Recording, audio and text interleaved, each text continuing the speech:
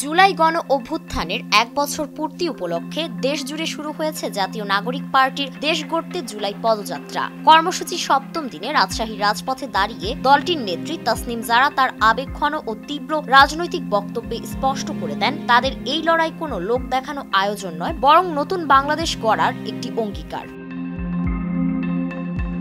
জনতার উদ্দেশ্যে ভাষণে তাসনিম জারা বলেন, বাংলাদেশের প্রতিটি নাগরিকের অধিকার রয়েছে সরকারি সেবা পাওয়ার, সেটি ঘুষ ছাড়া, ভীতি ছাড়া। প্রশ্ন ছুড়ে দিয়ে তিনি বলেন, সরকারি অফিসে গিয়ে কেন ঘুষ দিয়ে কাজ করাতে হবে? তাসনিম জারা জোর দিয়ে বলেন, একজন বাংলাদেশের নাগরিক হিসেবে নাগরিক সুবিধা পাওয়া আমাদের অধিকার।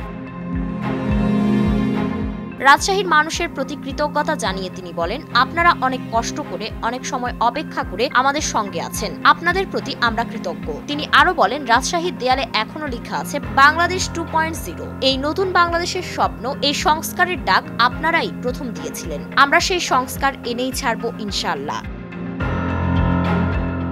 জারার বক্তব্যে বিগত বছরের রক্তাক্ত স্মৃতিও ছিল। তাসনিম জারা মনে করিয়ে দেন কিভাবে বিগত সময়ে রাজনৈতিক উত্তাপ ও হুমকির মধ্যে তারা এগিয়ে গেছেন। তিনি বলেন, দেশের সংস্কারের পথে যারা বাধা দেবে, দেশের মানুষ তাদের মনে রাখবে। আমাদের সন্তানদের যারা গত বছর খুনের হুমকি দিয়েছে, তাদের বিচার এই দেশের মাটিতেই হবে। তিনি বলেন, আমরা আর সেই বাংলাদেশে ফিরে যাব না যেখানে রাষ্ট্রের বাহিনী নিজের নাগরিককে গুম বা খুন করে।